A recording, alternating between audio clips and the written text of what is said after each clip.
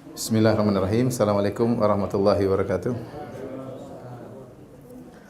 Alhamdulillah, salatu wassalamu ala Rasulillah wa ala alihi wa ashabihi wa mawala. Hadirin dan hadirat yang dirahmati Allah Subhanahu wa taala. Bapak dan Ibu yang dirahmati Allah Subhanahu wa taala, puji dan syukur kita panjatkan kepada Allah yang memberikan kita nikmat tiada henti-hentinya. Salawat dan salam semoga tercurahkan selalu kepada junjungan kita Nabi Muhammad sallallahu alaihi wasallam dan juga kepada keluarganya serta seluruh sahabat beliau tanpa terkecuali. Pada kesempatan kali ini kita akan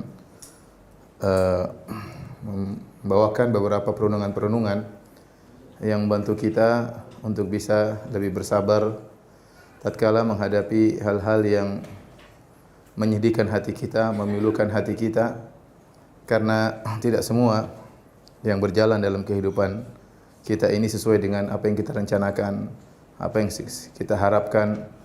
Betapa sering kapal berlabuh dengan layarnya ternyata angin berarah tidak sesuai dengan yang dia inginkan.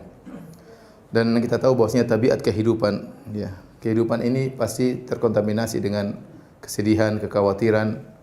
Betapapun kita memiliki harta yang banyak, betapapun kita memiliki aset yang banyak, ya, betapapun kedudukan kita, jabatan kita, tidak mungkin seorang hidup tanpa adanya kesedihan dan kekhawatiran.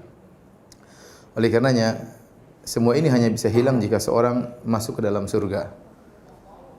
Makanya para penghuni surga, begitu mereka masuk surga, mereka berkata, Alhamdulillahilladzi adhaba 'annal hazan.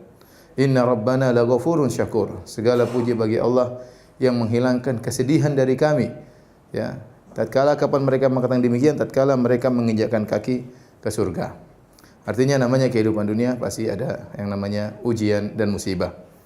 Kita dapati ada seorang wanita yang bersedih, terus berdoa kepada Allah Subhanahu wa taala meratapi nasibnya yang usianya sudah berlanjut tetapi belum ada lelaki yang melamarnya, ya.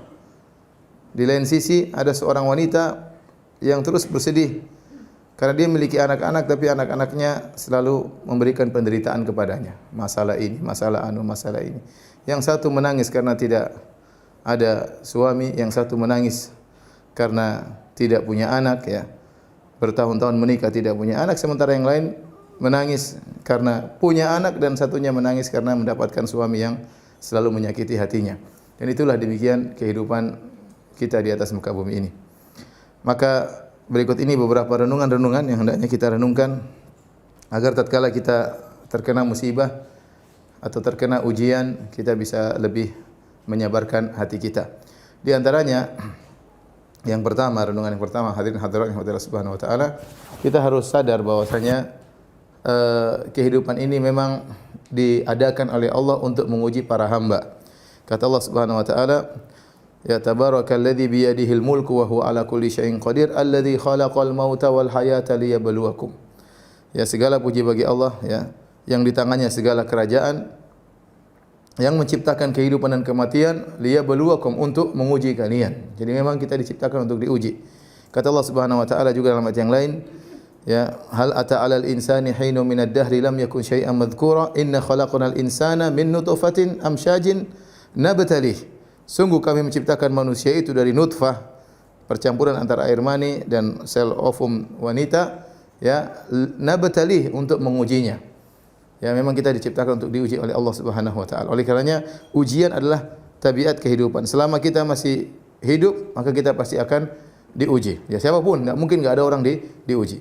Mau raja, mau panglima, mau pangeran, mau jenderal, semuanya pasti akan diuji. Ada orang diuji dengan istrinya, ada orang diuji dengan suaminya, ada orang diuji dengan anaknya, ada orang diuji dengan orang tuanya, bahkan ada orang diuji dengan bosnya, diuji dengan supirnya, diuji dengan pembantunya. Banyak orang diuji. Ada yang diuji dengan hartanya, ada yang diuji dengan kemiskinannya. Semua orang pasti diuji. Oleh karenanya sebagaimana si miskin menangis, si kaya juga menangis. Sebagaimana si miskin sakit, sang raja juga sakit. Tidak ada yang orang terlepas dari ini, semoga ada, mustahil siapapun dia. Karena kehidupan pasti mendatangkan ujian. Yang tidak mau diuji, mati aja kena diuji. Kalau dia mati selesai dari ujian. Ujian berikutnya di alam barzakh, ya.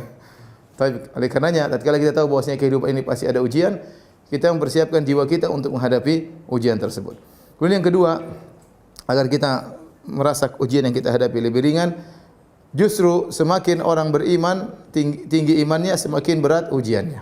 Semakin tinggi imannya, semakin berat ujiannya. Kata Nabi SAW waktu ditanya, "Man asyaddu nasi bala'an ya Rasulullah?" Siapa orang yang paling berat ujiannya?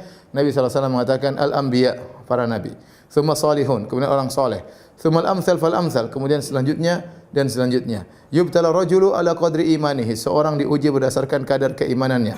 In kana fi imanihi salabatun zida fi bala'i. Kalau diuji ternyata imannya masih kuat, Allah tambah ujiannya. Wa in kana fi imanihi riqatun khufifa anhu. Kalau ternyata diuji dia enggak kuat, maka ujiannya dikurangi.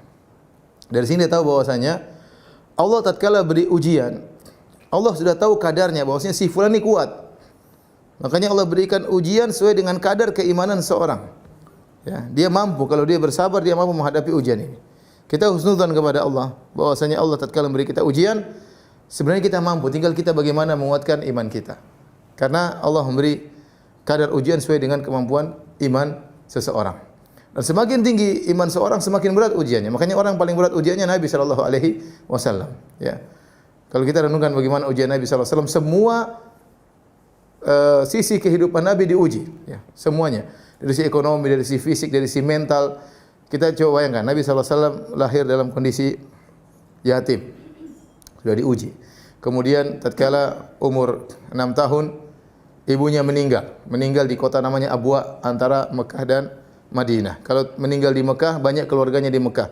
Kalau meninggal di Madinah, banyak keluarganya di Madinah. Tapi ternyata ibunya meninggal di tengah-tengah di antara keduanya. Yang Nabi tatkala usia 6 tahun melihat ibunya sakit sampai meninggal di suatu tempat yang tidak ada keluarga ayahnya dan juga tidak ada keluarga ibunya. Meninggal di kota yang jauh, dan itu adalah ujian tersendiri bagi Nabi sallallahu alaihi wasallam. Kemudian dirawat oleh kakeknya, kemudian dirawat oleh pamannya. Umur 8 tahun Nabi sallallahu alaihi wasallam sudah menggembalakan kambing untuk mendapatkan upah untuk bisa membantu kehidupan pamannya yang penuh dengan kekurangan, ya. Kemudian setelah itu, ya, beliau pun dewasa, kemudian berdagang, akhirnya menikah dengan seorang wanita yang sangat membahagiakan dia, dialah Khadijah radhiyallahu taala anha. Yang Nabi hidup bersama Khadijah 25 tahun dan Khadijah tidak pernah mengangkat suaranya sama sekali kepada Nabi sallallahu alaihi wasallam. Bukan seminggu, 2 minggu, 25 tahun Khadijah tidak pernah mengangkat suaranya di hadapan Nabi sallallahu alaihi wasallam. Sebagian bapak ketawa-ketawa ya. Saya ulangi, Khadijah 25 tahun.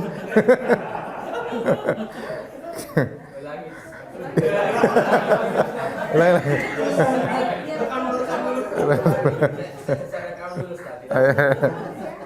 Khadijah 25 tahun tidak pernah mengangkat suaranya. Ibu juga bilang, itu kan suaminya Nabi sallallahu alaihi wasallam. Kalau suaminya kayak antum-antum ada repot. Intinya saya gambarkan. Saya ulangi, Khadijah 25 tahun tidak pernah mengangkat suaranya kepada siapa? Nabi sallallahu alaihi wasallam, ya. Oleh karenanya bayangkan Nabi sallallahu alaihi wasallam sejak awal berdakwah dihina, dipermalukan, dituduh yang tidak-tidak. Namun setiap dia pulang ke rumah dia dapati seorang wanita yang menghiburnya, menghilangkan kesedihan hatinya. Demikian terus. Semakin dia berdakwah, semakin memuncak intimidasi kaum musyrikin kepada Nabi sallallahu alaihi wasallam. Sampai sekitar 3 tahun sebelum Nabi berhijrah, di puncak-puncaknya dia dihina, diganggu, bahkan dilempar sampai diganggu secara fisik. Setiap dia pulang ketemu istrinya. Sampai satu hari dia pulang ternyata istrinya sudah tidak ada di rumah, sudah meninggal dunia. Itu hari yang sangat menyedihkan Nabi sallallahu alaihi wasallam. Kehilangan seorang yang sangat dia cintai, yaitu istrinya Khadijah radhiyallahu taala anha, yang Nabi membanggakan Khadijah di hadapan istri yang lain. Dia berkata, "Inni qad ruziktu hubbaha." Aku diberi anugerah oleh Allah bisa mencintai siapa? Khadijah. Artinya cintaku kepada Khadijah ini anugerah dari Allah Subhanahu wa taala. Ya, bayangkan Rasulullah sallallahu alaihi wasallam waktu kita ini azan ya. Ini bagaimana? Kita salat dulu apa? Hah? Salat aja dulu ya. Biar tenang, biar enggak ya. Ya udah, azan baru salat, baru kita lanjut lagi. Nanti saya ulang dari 25 tahun tidak pernah angkat suara.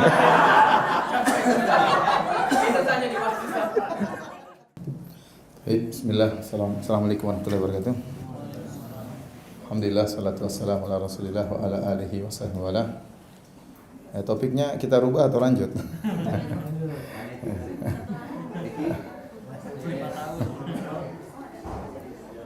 Jadi Khadijah 25 tahun hidup bersama Nabi, tidak pernah mengangkat suara di hadapan Nabi sallallahu alaihi wasallam. Dan setiap Nabi ada permasalahan, maka dia pun bertemu dengan Khadijah, maka permasalahan tersebut pun menjadi ringan di hati Nabi sallallahu alaihi wasallam ya. Ya, bayangkan Nabi sallallahu alaihi wasallam sejak awal waktu mau datang wahyu, Nabi sallallahu alaihi wasallam habiba ilaihil khala, Nabi dijadikan suka untuk berkhalwat. Dia ingin pergi meninggalkan rumah menuju ke gunung untuk menyendiri merenungkan keagungan Allah Subhanahu wa taala. Sebelum pergi Rasulullah sallallahu alaihi wasallam minta disediakan bekal untuk beberapa malam. Kalau bekalnya habis, Nabi turun lagi dari Gua Hira, minta lagi bekal. Kemudian Nabi naik lagi di Gua Hira menunggu mencari sesuatu. Kalau habis bekalnya, turun lagi kepada Khadijah minta bekal. Dan semua itu Khadijah tidak pernah marah-marah, tidak pernah ngomel-ngomel, tidak pernah mengatakan, "Mas, ngapain di gunung Mas? Sudah sini aja Mas." Nah, "Mas, ini makanan habis baru turun, pergi lagi." Enggak. Khadijah tidak pernah ngomel sama sekali. Ya, bahkan waktu Rasulullah SAW didatangi malaikat Jibril kemudian ketakutan, Nabi pulang bertemu dengan Khadijah dan berkata, "Zammiluni, zammiluni, wahai Khadijah, selimuti aku, selimuti aku." Khadijah langsung nurut, mengambil selimut, selimuti Nabi sallallahu alaihi wasallam, tidak berkata, "Tunggu dulu Mas, ada apa yang terjadi? Cerita dulu Mas, jangan dulu bilang. Ada apa? Cerita dulu." "Saya kan sudah bilang, ngapain ke sana kan? Makanya dengar kata mama, jangan." Panjang ceritanya. Intinya kita bayangkan seorang Rasul sallallahu alaihi wasallam memiliki wanita seperti ini, istri yang sangat luar biasa, tiba-tiba meninggal di saat-saat dia sedang diintimidasi oleh kaum musyrikin. Ini ujian yang sangat besar. Kalau kita bicara tentang kehilangan anak-anak, maka Nabi sallallahu alaihi wasallam punya anak 7 ya. 6 dari Khadijah, 1 dari Maria Al-Qibtiyah. Semuanya anak-anaknya meninggal di zaman kehidupan Nabi kecuali Fatimah. Fatimah meninggal 6 bulan setelah wafatnya Nabi sallallahu alaihi wasallam. Tapi semua anaknya meninggal. Bayangkan seorang ayah, anaknya meninggal satu demi satu. Termasuk di antaranya Ibrahim, anak laki-laki yang sangat disayang oleh Nabi sallallahu alaihi wasallam, meninggal di pangkuan Nabi tatkala usianya kurang dari 2 tahun. Menggeliat akhirnya meninggal di pangkuan Rasulullah SAW sampai Rasulullah SAW meninggal menangis. Kata Rasulullah SAW, "Innal aina la tadma wa innal qalba la yahzan." Sungguh mata ini mengalirkan air mata, sungguh hati ini sangat bersedih. "Wala naqulu illa bima yurdi rabbana." Namun kami tidak mengucapkan kata-kata kecuali yang mendatangkan keridhaan Rabb kami. "Wa inna bi firaqika ya Ibrahim la mahzunun." Sungguh kami sangat bersedih dengan kepergianmu wahai putraku Ibrahim. Oleh karena Nabi SAW pernah menasihati seorang wanita yang anaknya meninggal dunia, dia nangis-nangis di kuburan. Kata Nabi, "Ya hadhihi isbiri wattaqillah." Wahai fulana, sabarlah, bertakwa kepada Allah. Kemudian dia berkata, "Ilaika anni, pergi engkau, innaka lam tusab bi musibati." Kau tidak merasakan musibahku. Dia tidak tahu Nabi bukan cuma satu kehilangan anak, 6 anaknya hilang. Rasulullah sallallahu alaihi wasallam. Kemudian Rasulullah SAW diusir dari negerinya, dari yang musuhi siapa? Keluarganya. Quraisy itu kan kabilahnya, istilahnya Bugis, misalnya kalau Bugis jadi dimusuhi oleh orang Bugis ya. Dimusuhi oleh kaumnya sendiri, kaum Quraisy. Kemudian diusir dari pamannya sendiri Abu Lahab. Mengejar Nabi kemana-mana datang dilempari oleh batu oleh pamannya sendiri, omnya Abu Lahab. Kemudian Nabi SAW ya diusir pergi ke Taif, dilempar dengan batu sampai kakinya berdarah. Waktu perang Uhud sampai wajahnya berdarah, berlumuran darah. Kemudian tahun 7 Hijriah dikasih racun oleh seorang wanita Yahudiyah. Sampai Rasulullah SAW merasakan sakit, bergantian merasakan bekas racunnya. 4 tahun kemudian Rasulullah SAW meninggal dunia. Bahkan sebelum meninggal dunia, Rasulullah SAW merasakan sakaratul maut. Kata Nabi SAW, "La ilaha illallah, inna lil mauti la sakarat." Sungguh dalam kematian itu ada kepedihan, ada kepayahan, ada kesulitan. Kemudian Nabi SAW meninggal dengan tenang, dengan mengatakan ma'rafiqil a'la. Maksud saya, Nabi SAW diuji, dikatakan orang gila, dikatakan dukun, dikatakan penyihir, dikatakan putus silaturahmi, dikatakan orang sinting. Semua gelar paling jelek tatkala itu diberikan kepada Rasulullah sallallahu alaihi wasallam. Kalau orang mau datang kota Mekah, ditakut-takuti, awas di sana. Di sana ada penyihir namanya Muhammad. Semua orang takut ketemu dengan siapa? Rasulullah sallallahu alaihi wasallam. Kita tidak pernah digitukan, ya. Saya tidak pernah dibilang orang gila, tidak pernah ya. Saya enggak pernah dibilang dukun, tidak pernah ya. Paling dibilang Wahabi aja. Tapi maksudnya lihat Rasulullah SAW semua kata-kata diberikan kepada Nabi SAW. Tapi Rasulullah SAW Masya Allah ya, dengan penuh kesabaran ya. Cuma memang satu yang tidak diuji oleh Nabi SAW, dia tidak dibikin cacat oleh Allah Subhanahu Wa Taala. Karena kalau Nabi SAW cacat, orang tidak akan terima dakwahnya. Masa seorang Nabi utusan Allah apa? Cacat. Tapi dari sisi yang lain, ekonomi susah, kehidupan sulit, ya semuanya dialami oleh Rasulullah SAW. Baik. Jadi dengan kita tahu bahwasanya semakin tinggi iman seorang, ujian semakin berat, maka kita bersabar. Kalau kita dikasih ujian, barangkali iman kita lagi naik, barangkali ada Allah kehendaki kebaikan bagi kita. Oleh karenanya Imam Syafi'i pernah berkata dalam syairnya, mihanuz zamani katsiratun la tanqadi wa sururuhu ya'tika kal a'yadi. Kata Imam Syafi'i, sungguhnya ujian zaman itu datang silih berganti tiada henti-hentinya, ya. Dan kesenangan datang sesekali kepada engkau. Ini menunjukkan Imam Syafi'i diuji dengan banyak ujian oleh Allah Subhanahu wa taala. Baik. Yang berikutnya, renungan berikutnya, yang keberapa? Yang ketiga, ya. Jika seorang terkena musibah atau ujian yang menyedihkan dia, yakinlah bahwa setiap musibah tersebut akan mengurangi dosa-dosanya, menggugurkan apa? Dosa-dosanya, kafarah. Kata Allah Subhanahu wa taala, "Wa ma asabakum min musibatin fabima kasabat aydikum wa ya'fu an katsir." Tidaklah suatu musibah menimpamu kecuali akibat ulah perbuatanmu, dan Allah memaafkan banyak kesalahanmu.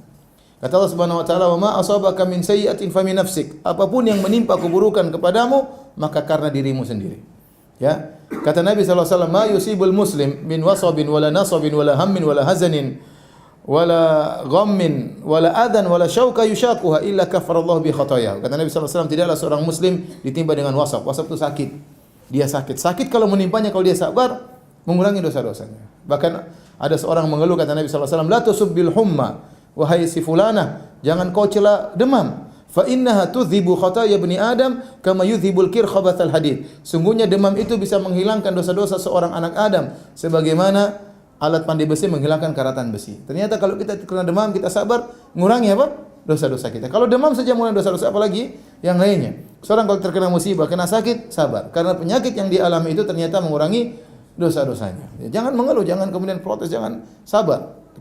Kita berobat, bukan berarti kita enggak berobat. Tetapi dalam usaha kita berobat, dalam usaha kita menyembuhkan diri, kita bersabar. Karena tidaklah penyakit menimpa kita kecuali akan mengurangi dosa-dosa. Kata Nabi sallallahu alaihi wasallam, "Wala nasabin", bahkan keletihan yang dia rasakan.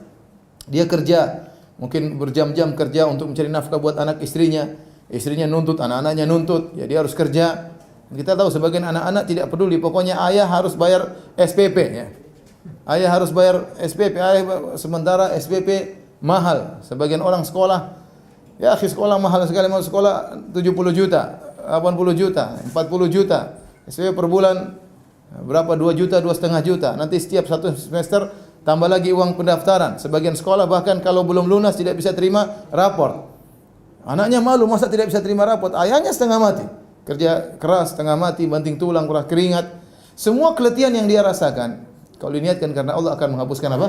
Dosa-dosanya. Tambah pahala dan menghapuskan dosa-dosanya. Kata Nabi sallallahu alaihi wasallam, "Wala nasabin wala hazanin." Seluruh kesedihan yang dia rasakan tentang masa lalu yang dia ingat-ingat, yang menimpanya, ya, kehidupan, dalam kehidupannya ujian banyak, tentang keluarganya, tentang anaknya mungkin, tentang ekonominya, tentang perusahaannya, tentang yang buat dia sedih. Kalau dia ingat itu semua, maka ini akan mengurangi dosa-dosanya. Wala hammin, bahkan kekhawatiran. Ham itu kekhawatiran masa depan. Dia khawatir nanti bagaimana nanti ke depan.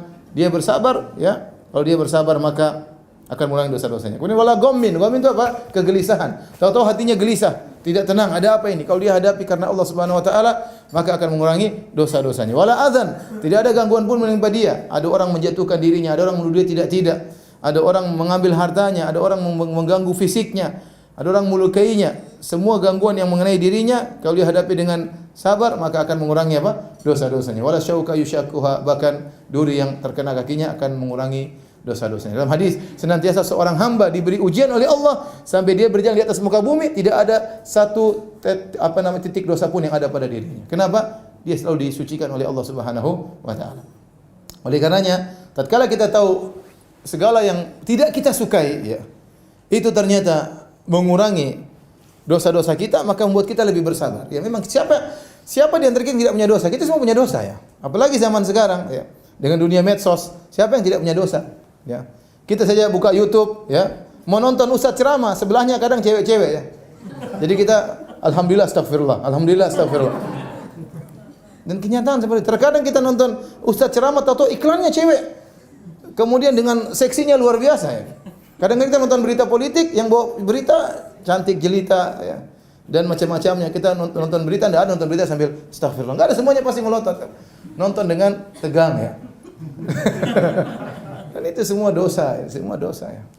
Belum kita komentar ini analisa politik yang ngawur, analisa ngomong bicara sembarang. Intinya dosa kita itu banyak. Kalau kita terkena musibah wajar. Wajar, tapi itu semua akan mengurangi apa? Dosa-dosa kita. Kemudian yang keberapa? Yang keempat. Bisa jadi musibah yang menimpa kita akan mengangkat derajat kita. Kata Nabi SAW, "Innal abda la yakunu lahu indallahil manzilah ma yablughuha bi amalihi." Sungguhnya seorang hamba memiliki kedudukan yang tinggi di sisi Allah Subhanahu wa taala. Namun dia ingin mencapai derajat tersebut tidak mampu dengan amalnya yang pas-pasan.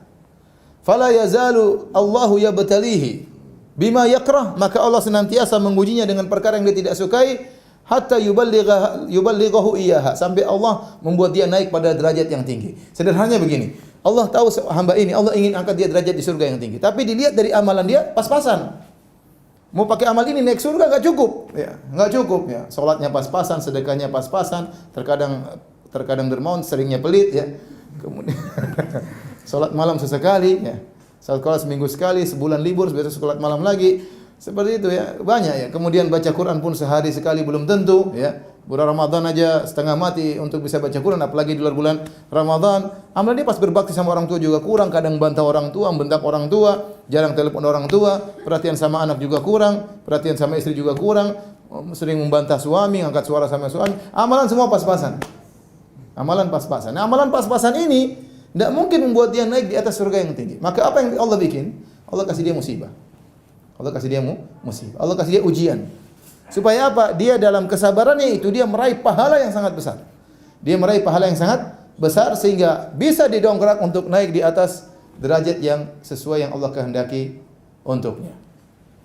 Ini yang keberapa? Jadi kalau kita terkena musibah, kalau kita sabar kita dapat dua manfaat. Pertama dikurangi dosa-dosa, yang kedua diangkat derajat oleh Allah Subhanahu wa taala. Terus apa lagi? Kenapa? Ya sudah kita sabar. Mau apa lagi ya? Semua musibah yang kita rasakan, kesedihan, kegelisahan, keletihan, semuanya mengurangi dosa-dosa dan mengangkat derajat. Seorang laki-laki mungkin pulang ke rumah diomelin istri.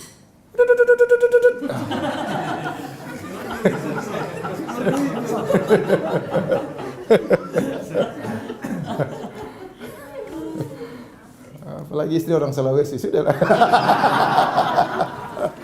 Jadi sudah lah mau apa lagi? Ya sudah itu sudah. Kita bilang syukran habibati, syukran kan mengurangi dosa-dosaku.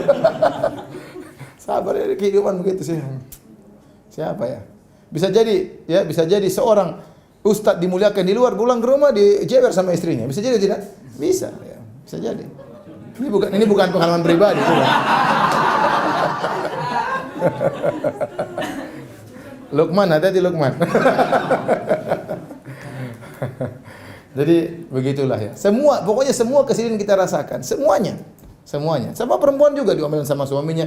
Masih maksiat yang kita lakukan, Sampai seorang salaf mengatakan, saya tahu dampak dari maksiatku kepada pembantuku, kepada kendaraanku, kepada keluargaku. Dan itu mengurangi dosa-dosa kalau kita sabar menghadapinya. Dan mengangkat derajat. Kemudian yang berikutnya, di antara renungan berikutnya, Allah Subhanahu wa taala terkadang ingin seorang beribadah dengan berbagai macam ibadah. Misalnya ada seorang diberi kekayaan, dia beribadah kepada Allah dengan syukur. Masya Allah dia sedekah, dia umrah, dia haji, dia korban, dia bantu orang susah. Dan itu ibadah luar biasa. Allah ingin dia punya ibadah yang lain. Ibadah yang mungkin jarang dia rasakan, ibadah sedih, ibadah susah. Allah terkadang kasih ekonominya susah. Allah terkadang mungkin mengambil anaknya atau mengambil orang yang dia kasihi, yang dia cintai. Sehingga kemudian dia pun beribadah dengan ibadah yang lain, ibadah kesabaran, ibadah kesedihan. Sehingga dia memiliki banyak bentuk ibadah di hadapan Allah Subhanahu wa taala. Ya. Terkadang seorang dililitkan utang oleh Allah Subhanahu wa taala. Tadinya dia enggak pernah salat malam, tahu-tahu dia salat malam. Kenapa? Karena dililit apa? Utang. Kalau dia tidak dililit utang, dia salat malam tapi tidak khusyuk. Tapi tatkala dia ditagih sama yang lagi utang, dia khusyuk luar biasa. Dan Allah senang seperti itu. Dia akan khusyuk menangis, ya Allah, siapa lagi membayarkan utangku ya Allah? Semua sepupuku berlepas diri ya Allah. Tidak ada yang bantu aku. Maka berdoa kepada Allah. Di situ ibadah seperti itu, bertawakal kepada Allah, menyerahkan diri kepada Allah, itu ibadah luar biasa. Allah senang hambanya merengek-rengek kepada Allah Subhanahu wa taala. Jadi Allah memberikan seorang hamba ibadah dengan ibadah syukur, dan Allah ingin juga melihat seorang hamba beribadah dengan ibadah apa? Sabar kepada Allah Subhanahu wa taala. Baik, di antara hal yang membantu kita untuk merasa ringan jika kita terkena musibah. Kita renungkan, bisa jadi musibah yang menimpa kita itu dalam rangka untuk mencegah musibah yang lebih besar. Musibah yang menimpa kita bisa jadi dalam rangka mencegah musibah yang lebih besar. Seperti disebutkan oleh para ulama tentang kisah seorang panglima yang anak buah dari Ubaidillah bin Ziyad. Ubaidillah bin Ziyad adalah orang yang memerintahkan untuk membunuh Al-Husain bin Ali bin Abi Thalib radhiyallahu anhu, cucu Nabi sallallahu alaihi wasallam. Ya, Ubaidillah bin Ziyad. Dia punya anak buah. Di antara anak buahnya ada seorang jagoan, panglima. Dia lagi naik di atas rumahnya, tiba-tiba dia jatuh dan kakinya patah. Dari atas rumah jatuh, kakinya patah. Datanglah seorang ulama bernama Abu Qilabah, seorang tabi'in, mengatakan, sabar, bisa jadi Allah menghendaki kebaikan bagimu dengan musibah ini. Maka dia berkata, apa kebaikan yang Allah kehendaki kepadaku sementara kedua kakiku patah? Kebaikan apa? Ya, ternyata benar. 3 hari kemudian ada surat datang dari Ubaidillah bin Ziyad menyuruh dia untuk jadi panglima, memimpin pasukan untuk menghadang cucu Nabi Al-Husain bin Ali bin Abi Thalib. Maka dia bilang, gimana saya mau menghadang Husain sementara kaki saya patah, saya enggak bisa memimpin pasukan. Akhirnya dia dikasih uzur. 11 hari kemudian dapat kabar Husain terbunuh. Baru dia kemudian muji Allah. Dia bilang, rahimallah Abu Qilabah. Sungguh benar Abu Qilabah. Musibah yang menimpaku ini menghindarkan aku dari musibah yang lebih besar. Seandainya aku sehat, aku yang akan memimpin pasukan tersebut untuk membunuh siapa? Cucu Nabi sallallahu alaihi wasallam. Allah selamatkan dia daripada musibah yang lebih besar dengan diberikan musibah yang lebih ringan. Ya. Sama seperti cerita yang sering disampaikan oleh para ulama tentang kisah seorang raja yang punya menteri yang selalu kalau ada apa masalah dia mengatakan al khair khiratullah. Yang terbaik adalah pilihan Allah Subhanahu wa taala. Setiap orang terkena musibah dia datang menasihati. Wahai, yang terbaik pilihan Allah. Orang terkena musibah datang lagi. Yang terbaik pilihan Allah. Sampai suatu hari sang raja tidak sengaja jarinya terputus. Maka dia datang kepada raja, dia bilang, wahai raja, jari Anda terputus, itu yang terbaik bagimu. Maka raja pun tersinggung. Apa jari saya putus, kau bilang yang terbaik bagi saya, jari saya hilang. Maka akhirnya sang menteri dipenjara. Karena raja emosi. Waktu di penjara dia berkata, yang terbaik adalah pilihan Allah. Saya di penjara adalah yang terbaik.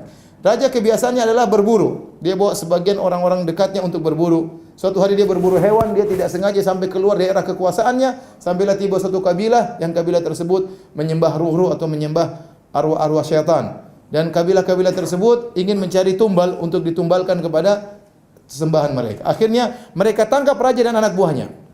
Satu-satu dibunuh untuk ditumbalkan kepada sang yang mereka sembah. Tiba saatnya mereka ingin menjadikan raja sebagai tumbal, mereka dapati raja ternyata cacat, jarinya kurang satu. Kata mereka, orang seperti ini tidak pantas untuk dijadikan apa? Tumbal. Akhirnya suruh pulang. Kata raja, benar perkataan menteri. Yang terbaik adalah pilihan apa? Allah. Seandainya jariku tidak putus, mungkin saya sudah jadi apa? Tumbal. Dia baru ingat perkataan menteri tersebut. Akhirnya dia pulang segera, dia ketemu menteri, dia mengatakan, benar perkataan Anda menteri. Jari saya hilang itu yang terbaik bagi saya. Kalau tidak saya sudah mati. Tapi kamu bagaimana? Kamu di penjara, kok yang terbaik bagimu di penjara? Kata menteri, kalau saya tidak di penjara, saya ikut juga sama kamu dan saya akan disembelih juga sama mereka. Jadi yang terbaik adalah pilihan Allah. Ini harus kita renungkan bahwasanya bisa jadi musibah yang menimpa kita dalam rangka menolak musibah yang lebih besar. Ada seorang lelaki, ya, dia pergi mengantar kawannya ke bandara. Tahu-tahu delay 2 jam. Delay 2 jam. Padahal dia ada kesibukan yang dikerjakan di rumah. Delay 2 jam musibah. Dia akhirnya pekerjaan tertunda. Akhirnya dia setelah temannya pergi, dia pulang sampai di rumah ternyata rumahnya sudah kerampokan. Beberapa orang perampok masuk kemudian mengambil hartanya, dia terlambat.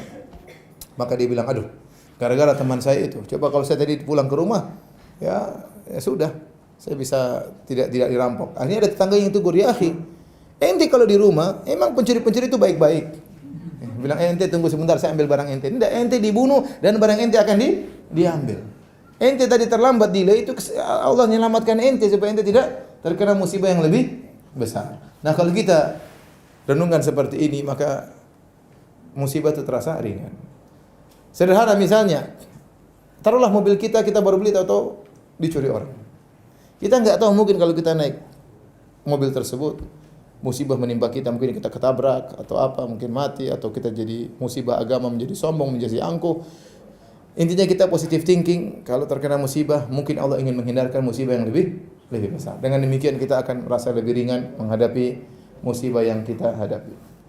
Kemudian agar musibah terasa lebih ringan, hadirin hadirat yang dirahmati Allah Subhanahu wa taala, kalau kita terkena musibah, jangan lupa untuk berbuat baik kepada orang lain. Berbuat baik kepada orang lain, ini hal yang sangat mendatangkan kebahagiaan, mengurangi kesedihan yang sedang kita rasakan. Ya. Makanya kata Syekh Sa'di rahimahullahu taala, dua pokok yang mendatangkan kebahagiaan bagi orang. Yang pertama ikhlas kepada Allah Subhanahu wa taala, yang kedua berbuat baik sama orang lain. Kalau kita ikhlas, kita akan bahagia. Tidak terlalu peduli dengan komentar orang lain. Ya. Yang kita inginkan bagaimana komentar Allah kepada kita. Yang buat kita sengsara itu apa? Tatkala kita menunggu komentar orang lain. Bagaimana? Apa yang saya lakukan ini? Apa komentar orang? Semakin kita mempedulikan komentar mereka, kita tidak akan pernah bahagia. Karena namanya manusia, ada yang mencela, ada yang mendukung. Di mana-mana. Apa yang pun Anda lakukan, pasti ada yang mencela, ada yang mendukung. Kalau Anda lakukan baik, orang baik akan mendukung, orang buruk akan mencela. Kalau Anda melakukan buruk, orang buruk akan mendukung, orang baik akan mencela. Ridhon nas goyatun la tudrak. Keridhaan manusia seluruhnya adalah cita-cita yang tidak mungkin kita dapatkan. Ya, tidak mungkin orang semua senang sama kita, mustahil. Kalau iblis saja orang enggak semua orang suka sama iblis. Orang Nabi SAW saja tidak semua orang suka sama Nabi SAW. Allah Subhanahu wa taala saja masih ada yang hina. Apalagi kita. Oleh karenanya jangan pernah terlalu terpaku dengan omongan orang, ya.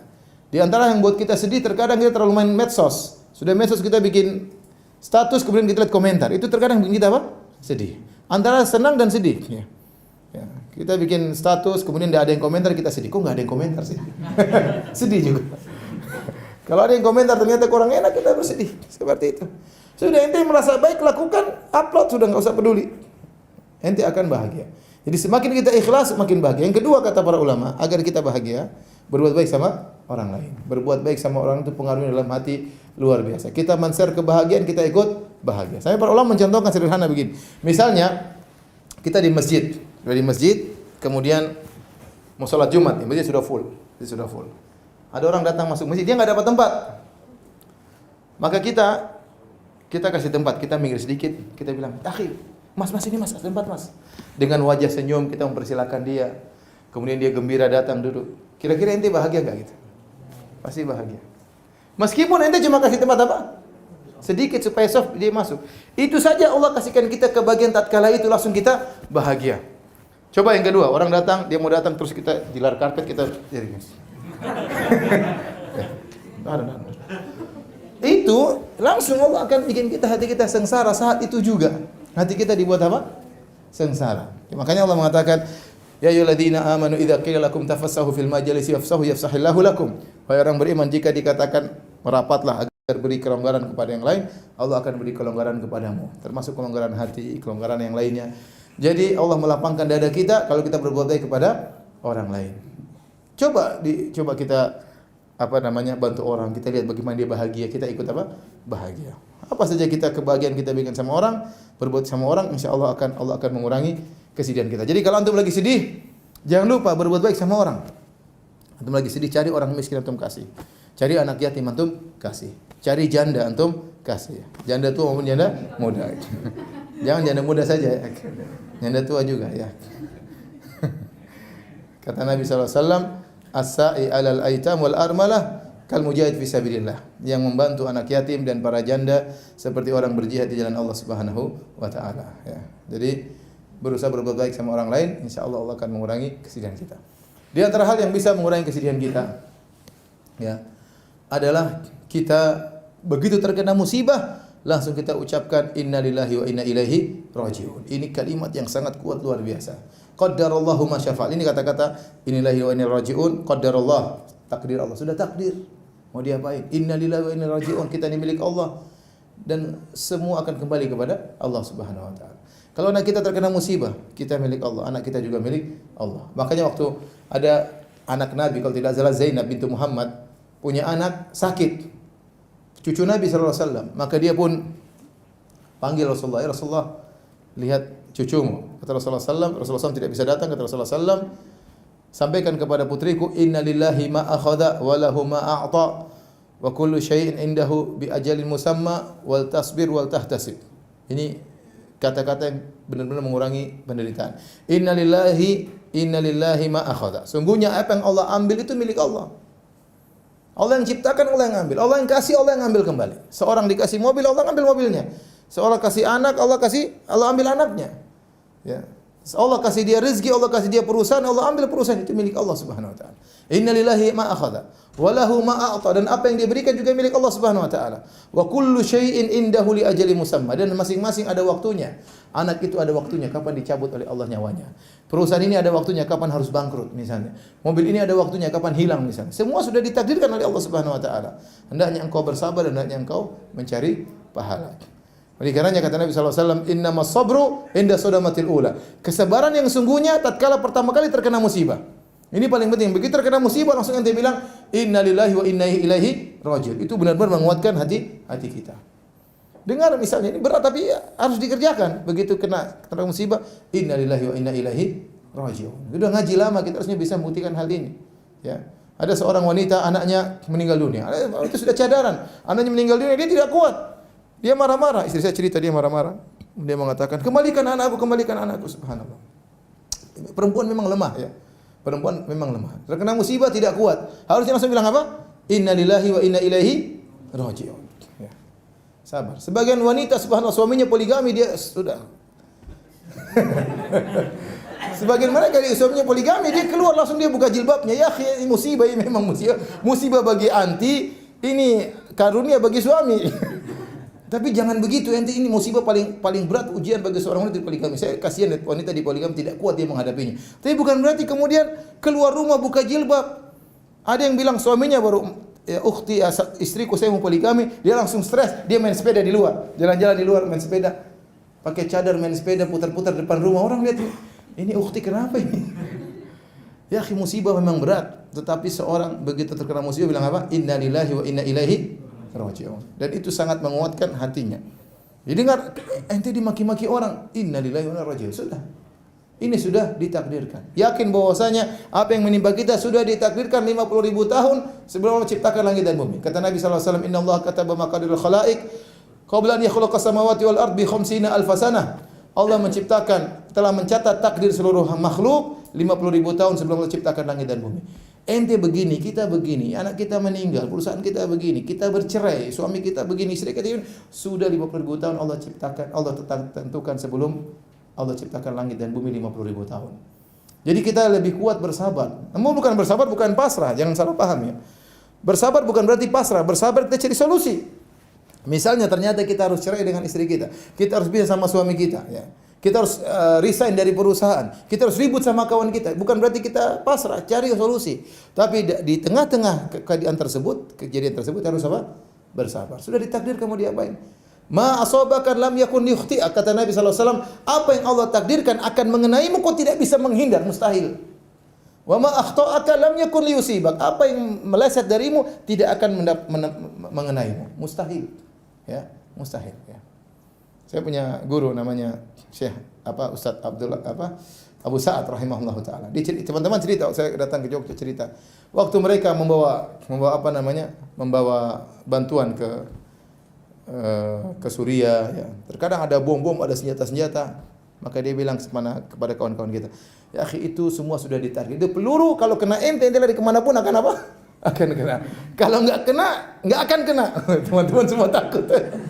Tapi ini sudah ditakdirkan. Ini peluru yang itu kalau sudah ada namanya, ini peluru kena ente atau tidak. Kalau mau kena ente mau sembunyi di mana pun pasti apa? Kena. Kalau enggak kena enggak bakalan kena. Ya sampai suatu saat dia pernah duduk sama kawan-kawannya. Tiba-tiba dia kayak mau gatal belakangnya, maka dia pergi sebelah, dia gosok begini, tahu-tahu bom kena teman-temannya meninggal semua. Jadi Allah selamatkan dia. Kejadian lagi teman-teman cerita waktu terjadi bom-bom, mereka di suatu masjid, akhirnya teman-teman pada pergi sana lari, kata dia sudah, dia nasihat tinggal usah tenang aja. Orang-orang pergi ke tempat yang lain, justru bom kena tempat tersebut. Makanya maksud saya, apapun yang sudah Allah takdirkan tidak bisa meleset. Sudah. Kita punya istri yang sekarang sudah ditakdirkan enggak? Anti punya suami model yang sekarang ini. Entah musibah anugerah Allah alam. Sudah ditakdirkan enggak? Sudah ditakdirkan. Kalau ternyata suami anti ternyata kurang ajar, kemudian suka marah-marah, kemudian pelit sama anti, ya sudah, bukan berarti kita berdoa sama Allah dan kita berusaha memperbaikinya. Kalau ternyata kita dapat istri ternyata kerjanya ngomel, terus ngomel nuntut ini, pengin beli ini, pengin anu, ini musibah. Kita bilang, istriku, kau sudah ditakdirkan 50.000 tahun sebelum Allah menciptakan langit dan bumi. Kau begini sudah ditakdirkan memang. Jadi kita berusaha untuk memperbaikinya. Bukan berarti pasrah. Ingat ya, kita beriman dengan takdir bukan berarti apa?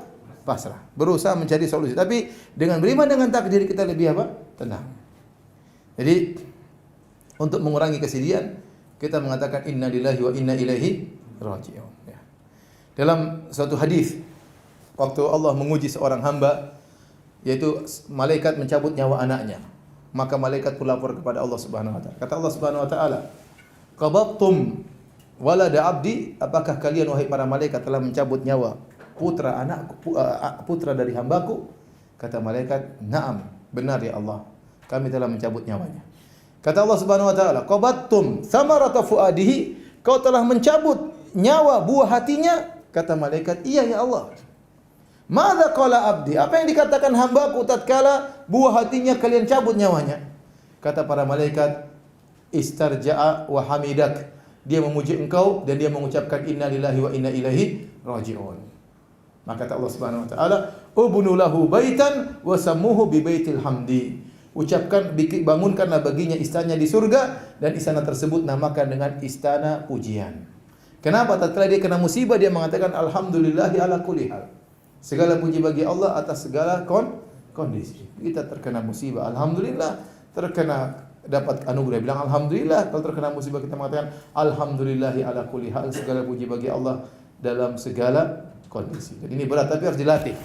Maka saya bilang di antara hal yang buat kita mudah menghadapi masalah, begitu terkena musibah langsung kita bilang di awal innalillahi wa inna ilaihi raji'un. Terutama ibu-ibu. Ibu itu lemah, ibu-ibu. Ibu-ibu itu sangat lemah.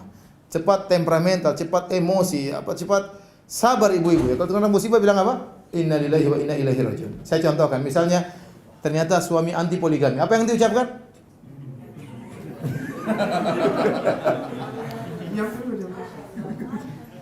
Jangan langsung lempar piring kedua, pertama dulu apa? Innalillahi berat. Ya saya bilang mau diapain kalau ditakdirkan mau diapain? Ya mudah-mudahan antum berdua menjadi pasangan sampai di surga kelak. Tapi ada qadarullah, ada yang kemudian menikah lagi mau diapain ya? Mau diapain? Oleh karenanya terkena musibah langsung kita mengucapkan innalillahi wa inna. Ini obat yang paling manjur membuat orang mudah untuk apa? Bersabar. Innalillahi wa inna ilaihi raji'un. Kemudian di antara hal yang mengurangi kesedihan kita, yang keberapa ini? Sudahlah, yang sekian. Kayaknya setelah dibilang begini pada bingung semua ibu-ibu. Sulit menerima. Selanjutnya, ya. Jadi memang saya katakan kehidupan ini tidak semua, siapapun pasti terkena musibah. Tidak semua kehidupan ini sesuai dengan yang kita rencanakan. Terkadang musibah tidak kita duga menimpa orang terdekat kita. Terkadang menimpa anak kita, terkadang menimpa istri kita, terkadang menimpa suami kita, terkadang menimpa orang tua kita ya. Maka kita harus siapkan diri untuk mental kita menghadapi musibah-musibah, hal-hal yang tidak kita sukai. Di antara hal yang bisa mengurangi kesedihan kita yaitu jangan terlalu kita membuka lembaran lama yang buat kita sedih. Contoh sebagian orang, ini kejadian, ada kawan istri saya, anaknya meninggal. Tetapi di Facebooknya dia tampilkan foto-foto anaknya atau foto-foto bonekanya atau foto-foto sepedanya. Jangan, itu membuat dia terus bersedih. Seharusnya hal-hal yang bisa menimbulkan kesedihan dibuang aja, enggak usah. Kenapa? Karena setan ingin kita bersedih. Liyahzunal ladzina amanu. Setan tuh ingin agar orang bersedih. Kalau orang sudah bersedih berlebihan, dia susah untuk beraktivitas. Dia susah untuk menjalankan kewajibannya sebagai istri yang soleha. Sehingga banyak maslahat yang harus dia dapatkan akhirnya terbengkalai. Kenapa? Karena dia tersibukkan dengan kesedihan yang dia alami. Kita boleh bersedih, tapi jangan menyengajakan diri untuk apa? Mengenang masa lalu yang buat kita selalu apa? Bersedih. Seandainya ada hal-hal yang buat kita sedih, sudah kalau bisa foto-fotonya kita buang, jangan kita lihat. Kalau ada di HP kita hapusin, sudah enggak usah, ngapain? Setiap kita lihat kita sedih. Ngapain kita lanjutkan? Ngapain kita lanjutkan? Makanya demikian juga tatkala dalam kehidupan kita sehari-hari. Contoh ya, terkadang teman-teman ustaz, teman-teman saya atau murid saya terkadang kirim YouTube, "Ustaz, ini ada orang ngejek ustaz." Kirim. Saya enggak pernah buka. Saya delete. Ngapain saya siksa diri saya? Ngelihat klip yang maki-maki saya. Ngapain? Ibu juga begitu. Kalau ada yang delete aja, bikin pusing, blokir. Apa susahnya? Blokir. Ini orang ganggu kita, blokir. Tapi jangan suami diblokir. Jadi ngapain kita susahkan diri kita? Yang menimbulkan masalah kita hindari. Sebagian orang sudah tahu kalau lihat begitu sedih dia malah ngelihat. Dia malah lihat. Sebagian orang kalau lihat komentar dia akan yakin dia bersedih, ngapain dia lihat komentar? Malah dilihat-lihat, malah dia bantah, malah dia ngapain ente sedih sudah ente banyak kesibukan. Ngapain ngurusin seperti itu? Saya bilang saya sedang bahagia di rumah sama anak istri, saya tidak mau diganggu dengan klip-klip ini. Saya delete. Tidak mau saya baca. Kemudian ada ustaz kirim saya ustaz ini kayaknya bantah antum. Saya bilang saya serahkan kepada Allah, saya enggak mau ngurus. Ya. Dulu saya tukang ngurus, sekarang sudah enggak. Sudah selesai. Saya banyak kesibukan. Ngapain kita buka lembaran-lembaran yang buat kita apa? Bersedih. Masa lalu sudah berlalu. Kebahagiaan kita berarti bukan sama dia. Ada kebahagiaan yang lain Allah siapkan depan kita. Jangan kita kemudian putus asa, kayaknya kebahagiaan saya sudah hilang, tidak bakalan kembali. Allah masih berikan kebahagiaan yang lain. Emang kebahagiaan kita tergantung sama dia? Ya. Ada orang tidak dapat cintanya, patah hati. Cinta pertamanya sudah pergi diambil orang. Mau diapain? Tidak bahagia. Seumur hidupnya pikir itu perempuan terus. Ya akhi subhanallah. Banyak kembang-kembang, banyak bunga-bunga. Banyak di mana-mana bunga ini, bunga merah, bunga hijau, bunga macam-macam banyak sekali. Ngapain kita mikirkan kembang yang sudah layu diambil orang? Sudah ngapain?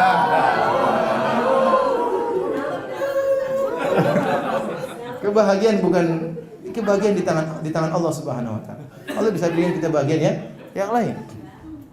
Bisa jadi seorang dengan orang yang dia kejar-kejar ternyata tidak mendatangkan apa? Kebahagiaan.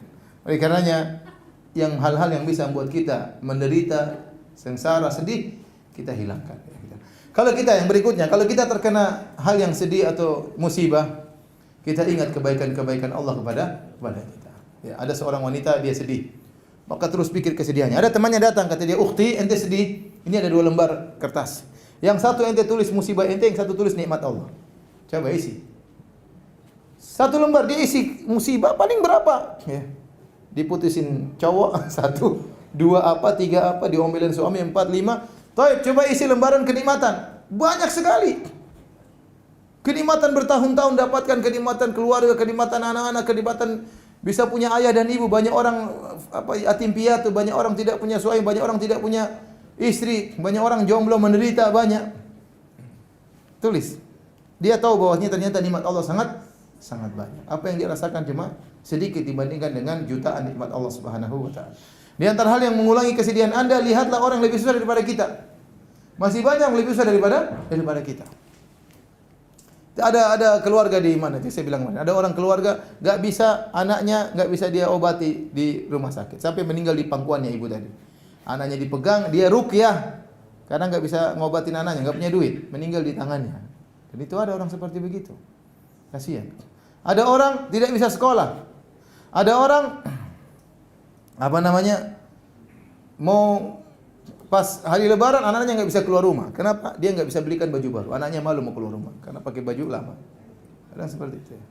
Oleh karena para hadirin Allah Subhanahu wa taala, ya kalau kita ingin mengurangi kesedihan kita, lihat orang yang lebih susah daripada kita. Jangan lihat terus ke atas. Kalau kita lihat terus ke atas, kita tidak pernah bahagia, selalu menderita. Makanya Nabi sallallahu alaihi wasallam mengatakan, "La tanzuru ila man fawqakum." Jangan lihat ke atas, walakin inzuru ila man asfala minkum, tapi lihat yang ke bawah. Kalau lihat ke atas kita enggak pernah bahagia. Ya. Lihat rumah orang lebih mewah, kita sengsara. Lihat mobil orang lebih bagus, kita sengsara. Lihat perusahaan orang lebih maju, kita sengsara. Ya, kita jangan begitu. Kita bersyukur kepada Allah, kita maju tapi bersyukur. Apa yang Allah berikan kita syukuri, kalau kita bisa kembangkan, kita kembangkan. Ya. Tapi jangan kemudian lihat orang berlebihan dan kita tidak pernah merasa bahagia dengan apa yang kita rasakan. Yang terakhir, hadirin Allah Subhanahu wa taala, doa itu yang paling penting. Hafal doa yang menghilangkan kesedihan. Doa tersebut Nabi ajarkan, Allahumma inni abduk ibnu amatik. Ya. Ibnu abdik ibnu amatik nasiyati biyadik madin fiyya hukmuk adlun fiyya qada'uk as'aluka bi kulli ismin wa halak. Sudah apa belum? Belum ya? di internet ada insyaallah. Allahumma inni abduk, yang artinya Allah sungguhnya aku adalah hambamu. Ibnu abdik, aku adalah putra hambamu, ayahku adalah hambamu juga. Ibnu amatik, putra dari hamba perempuanmu, ibuku juga hambamu. Nasiyati fi yadik, ini aku hambamu, bahkan aku putra dari hambamu, aku putra dari Ibuku yang ibuku adalah hambamu juga ya Allah. Nasiyati biyadik, ubun-ubunku di tanganmu. Madhin fiyya hukmuk, adlun fiyya qada'uk. Sungguhnya hukummu pasti berlaku kepadaku. Ini masalah takdir. Apa yang kau tetapkan pasti berlaku kepadaku. Adlun fiyya qada'uk, keputusanmu pasti adil kepadaku. As'aluka bikulli ismin halak. Aku minta kepada engkau dengan bertawassul dengan seluruh nama-nama engkau yang terindah. Sammaita bihi nafsak, yang engkau namakan dirimu dengan nama-nama tersebut. Nama-nama tersebut.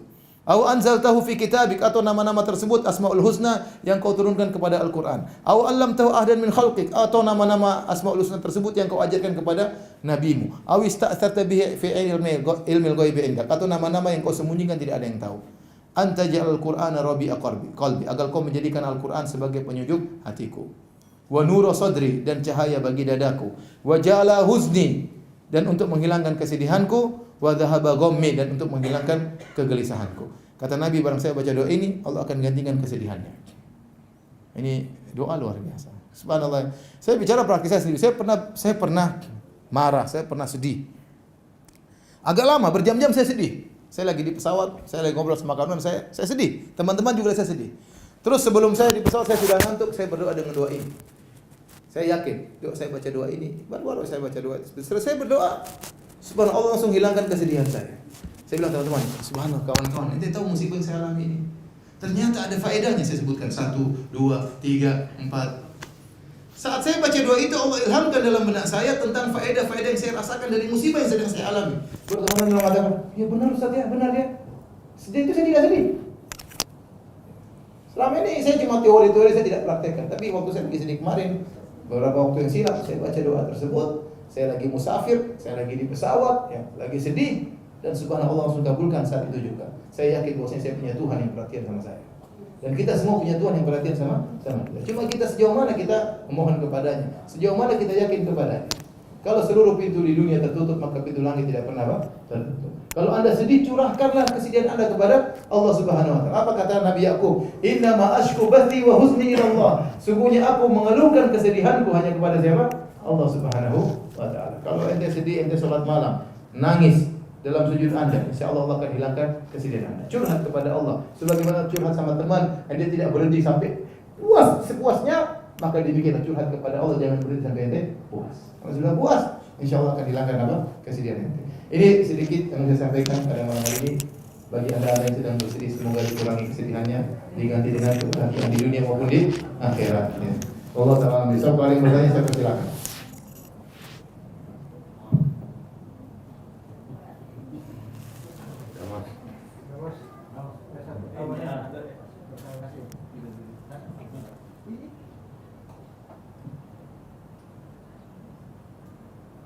Ibu-ibu yang bertanya. Pada sedih ibu-ibu. Siapa? Kenapa? Panggil.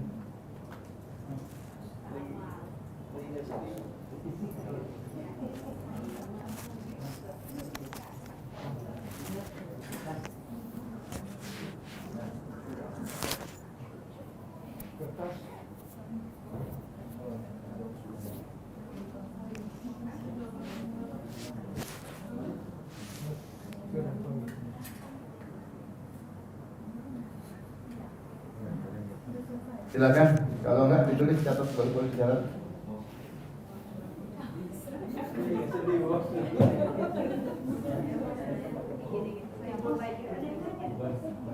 Mungkin sudah hilang kesedihannya.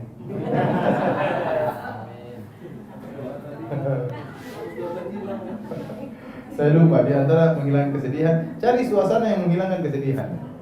Kalau kita menghilangkan kesedihan, pergilah ke yang hijau-hijau, kita lihat, jalan-jalan sama istri, makan di mana. Menghilangkan kesedihan itu tidak apa-apa kita lakukan.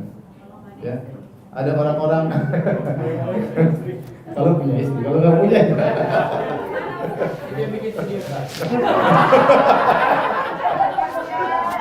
itu sudah takdir, tapi berusaha cari solusi.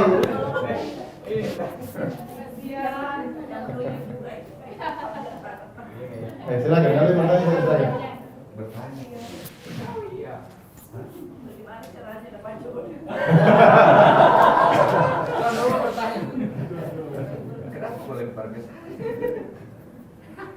Silakan ibu, ada yang mau tanya? Malu saya insomnia. Kertas. Nggak apa-apa. Baik kertas.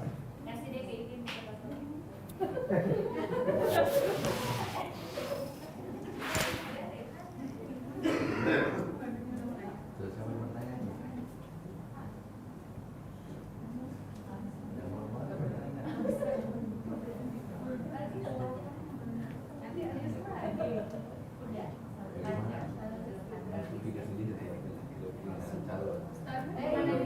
Silakan.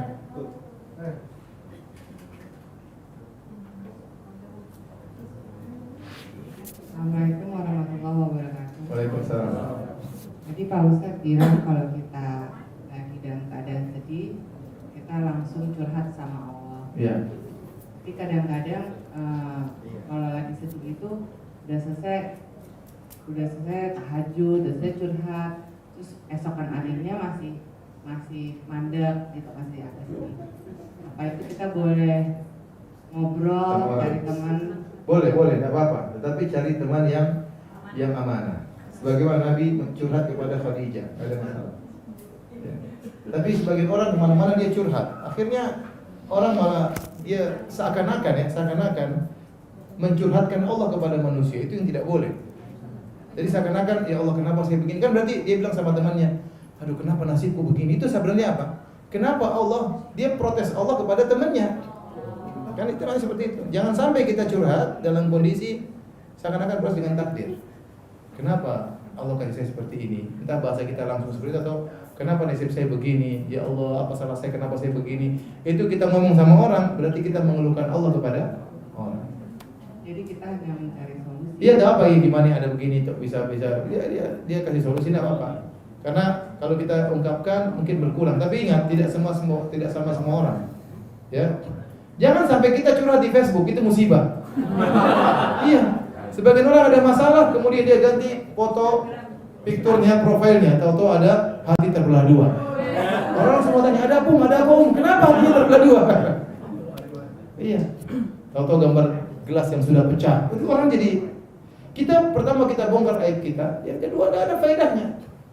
Ada faedahnya. Ada masalah enggak usah curhat di Facebook. Enggak usah curhat di medsos. Enggak usah kemudian foto diri sendiri.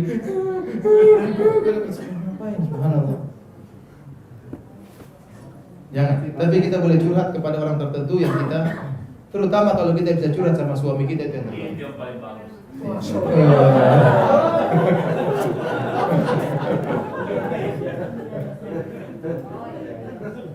Silakan. Tadi menyambung yang tadi Ustaz katakan kalau ada orang yang mungkin curhat di medsos atau dia mungkin seperti mengeluhkan Allah kepada manusia. Nah, seandainya ada orang yang seperti itu, terus agak sulit mungkin orangnya untuk pada kondisi itu dia sulit menerima ucapan orangnya, hanya ingin mengeluarkan saja tapi tidak mau menerima nasihat dari orang. Nah, Apa faedahnya kalau gitu? hanya ingin melampiaskan saja kadang Ustaz. Agar orang semua tahu penderitaannya. Kan gitu. Bagaimana kita sikap kita kepada orang? Ya, kita nasihati ya, jangan sabar ya. Karena kita seakan-akan mengeluh. Tadi kita sampaikan penderitaan kita kepada orang. Ya, buat apa kita? Buat apa? Ya nasihat baik-baik saja ya. Jangan sabar. Ini orang jadi tahu semua masalahmu. Tidak semua masalah kita apa? Ceritakan. Allah Subhanahu wa taala memuji orang-orang apa? Yang minat ta'affuf, mereka yang ta'affaf, mereka menahan diri mereka. Ada musibah pun mereka tidak lapor-lapor kepada orang lain. Mereka berusaha untuk menghadapi. Kata Allah Subhanahu wa taala orang miskin, kata Allah, yahsabuhumul jahilu aghniya min ta'affuf. Ada orang miskin disangka orang kaya. Kenapa? Karena mereka ta'affuf, menahan diri, tidak mau mengeluhkan penderitaan mereka kepada orang lain. Jangan. Baik, ada lagi yang bertanya? Ya. Tadi Ustaz bilang seseorang diuji sesuai dengan keimanannya. Seorang diuji dengan keimanannya, tadi ya benar. Bagaimana dengan orang yang diuji nggak kuat bunuh diri? Itu berarti sebenarnya, jadi seorang diuji dengan imannya, seharusnya dia mampu, harusnya demikian. Tapi waktu jadi seorang kalau diuji ternyata dia tidak menghadapi dengan kesabaran, dia dahulukan hawa nafsunya, dahulukan perasaannya, dia bisa akhirnya lebih parah. Contoh dia ngamuk-ngamuk, dia pros-pros banting sana banting sini, dia robek-robek bajunya. Maka kata Nabi sallallahu alaihi wasallam, "Laisa minna man darabal khududa wa syaqqal juyuba wa da'a bid'al jahiliyah." Bukan dari golongan kami. Seorang tatkala terkena musibah dia robek-robek bajunya, ya. Dia pukul-pukul pipinya dan dia menyeru dengan seruan jahiliyah. Ini contoh orang sebenarnya dia mau, tapi dia tidak mau bersabar sehingga dia semakin parah. Musibah yang menimpa dia tidak mengurangi dosanya, semakin menambah dosanya dan semakin memperburuk dirinya. Termasuk orang yang bunuh diri. Padahal harusnya dia bisa menghadapi ujian tersebut. Kalau dia mau, cuma dia tidak mau. Dia milih untuk tidak bersabar. Akibatnya seperti itu.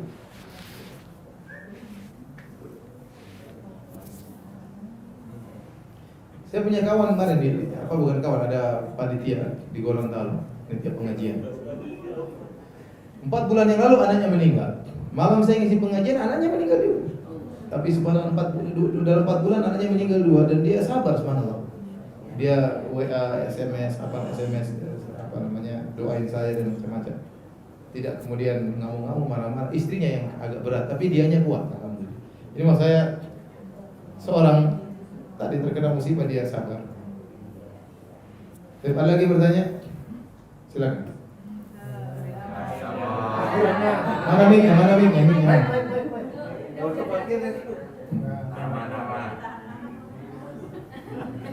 warahmatullahi wabarakatuh. Waalaikumsalam warahmatullahi wabarakatuh.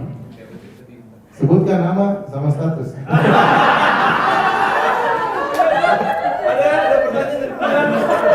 pertanyaan deh. Saya di posting ya. Sudah. Ya, mundur kalau gitu Ustaz. Silakan. Terima kasih banyak atas ilmunya yang Ustaz sampaikan ke malam kami. Saya mau nanya Ustaz, kan tadi ya kita intinya kan nggak usah bersedih karena ujian itu Banyak faedahnya. Banyak faedahnya. Menaikkan derajat atau mengusir. Iya. Nah, saya pernah dengar kan ya ada ujian yang paling berat tuh ya buat kita adalah ya kerasnya hati gitu. Iya. Itu ya baik itu dari hidayah dan lain-lain. Nah itu untuk menghindari atau ya ibaratnya kita udah bolak-balik kajian tapi kayaknya nggak maju-maju. Itu kan ya mungkin karena kerasnya hati apa itu kan gimana cara melunakkan hati kita. Itu yang pertama. Pertanyaan kedua. Siapa? Hati pulang. Yang kedua Ustaz, ada pertanyaan dari Bulan. Kalau apa? Dari siapa Bulan? Haji Bulan sebelah kiri Ustaz. Apa tadi kan Ustaz bilang ya paling baik ya kita curhat kepada Allah, curahkan semuanya. Boleh tanya kalau adabnya yang paling baik untuk curhat kepada Allah, karena kayak kemarin kita sujud sebelahan sebelah kiri kok ya Allah kenapa ya Allah kedengeran gitu. lagi sholat di samping Fulan. Iya. Tapi intinya adabnya yang paling baik itu untuk curhat kepada Allah tuh ya bagaimana? Apa Ustaz ya? Terima kasih banyak Ustaz. Mohon maaf atas kebodohan saya. Assalamualaikum warahmatullahi wabarakatuh. Sebenarnya subhanallah, Allah itu yang penting Tuhan kita sangat baik, lebih baik daripada orang tua kita kepada kita. Untuk mengungkapkan isi hati kita, lepas aja, nggak usah pakai mukaddimah. Yang penting kita muji Allah, bersalawat kepada Nabi, kemudian lepaskan. Nggak usah pakai kata-kata syair, kata-kata indah seperti kita mau berhadapan dengan presiden, dengan menteri, dengan orang kaya, dengan bos kita. Bagaimana susun kata-katanya? Sama Allah nggak perlu. Ungkapkan dari hati kita. Tangis di hadapan Allah Subhanahu wa taala. Menangis di hadapan Allah Subhanahu. Keluhkan apa yang kita hadapi. Para nabi demikian. Lihat Nabi Zakaria mengatakan ya dzikru rahmati rabbika abadahu Zakaria idna ada rabbahu nidaan khafiyah. Tatkala dia berdoa kepada Allah dengan suara yang lirih. Qala rabbi inni wahana al-'azmu minni qala rabbi inni wahana al-'azmu minni wasta'ala rasu syaiba. Ya Allah, tulangku sudah sangat rapuh. Rambutku sudah sangat putih. Artinya dia sudah tua. Walam akum bidu'aika rabbi syaqiyya. Tidak pernah putus asa dengan doa kepadamu. Wa inni khiftul mawaliya. Dia menyebutkan curhat dia. Saya ingin punya anak ya Allah intinya. Tapi saya sudah sangat tua. Istriku sudah mandul. Rambut saya sudah putih. Bagaimana saya bisa punya anak? Ya Allah, berikanlah anak kepadamu. Jadi demikian kalau seperti Nabi Ayub. Inni masaniya dhur wa anta arhamur rahimin. Ya Allah, aku ditimpa dengan penderitaan dan Engkau adalah Zat yang Maha Penyayang. Nah kalau kita sujud kita menangis di depan Allah, masa Allah nggak kasih kita solusi? Apalagi kita bangun di sepertiga malam yang terakhir. Allah sedang turun langit ke dunia. Allah cari mana hambaku. Al bin sa'in fu'tiya su'lah. Adakah hambaku yang mohon, aku akan kabulkan permohonannya. Orang semua sedang tidur, kita cari muka sama Allah Subhanahu wa ta'ala. Masa Allah tidak perhatikan? Jadi sebenarnya tidak ada aturan khusus. Yang penting kita puji Allah, berselawat kepada Nabi. Setelah itu lepaskan. Mau dalam sujud, mau setelah berdoa, sholat kita angkat tangan, berdoa, nangis, terserah. Ya. Dan terus kita berdoa dan berdoa, pintu semakin diketuk, lama-lama akan dibuka oleh Allah Subhanahu wa taala. Jangan terburu-buru, jangan terburu-buru. Hari ini belum dikabulkan, besok lagi, terus berdoa. Ya, ada saatnya Allah akan bukakan pintu tersebut. Allah tahu kapan pas harus dikabulkan doa hamba ini. Kalau Allah belum kabulkan berarti belum pas bagi kita, jangan khawatir. Allah lebih tahu tentang masalah kita. Adapun hati kita keras, sebenarnya kita yang mengeraskan hati kita. Hati kita itu keras dengan maksiat, ya.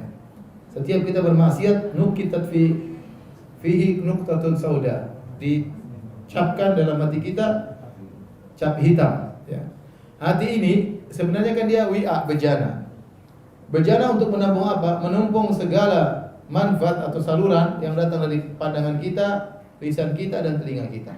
Apa yang kita lihat, apa yang kita dengar, apa yang kita bicarakan itu yang akan tertampung dalam bejana hati kita. Maka hati-hati kita dalam melihat, hati-hati dalam mendengar, hati dalam berbicara. Kalau kita tidak pilih-pilih apa yang kita lihat, apa yang kita dengar, apa yang kita bicarakan, maka hati kita isinya kotoran dan sampah. Sekarang kita di zaman medsos, kita tidak milih-milih, semua kita lihat. Mau maksiat, mau ini, mau hoax, mau apa, berita macam-macam yang tidak ada faedahnya, kita hanya menampung sampah dalam hati kita. Kalau kita bersih, jaga pandangan, jaga pendengaran, jaga lisan. Kemudian perbanyak baca Al-Quran. Wa syifa'ul lima fis sudur, kata Allah, Al-Quran itu syifa'ul lima fis sudur, obat bagi penyakit hati. Secara khusus itu adalah Al-Quran Karim. Sejauh semakin kita jauh dari Al-Quran, semakin kita jauh dari kebahagiaan.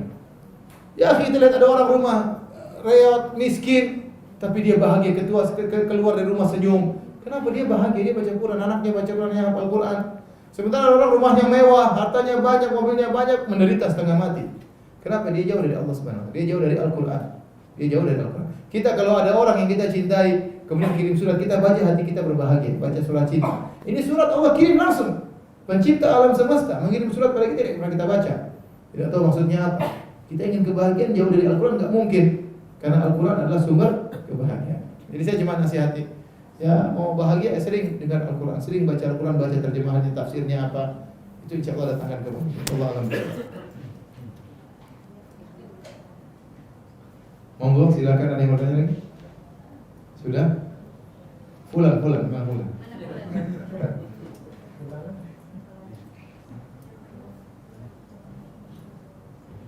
Silakan.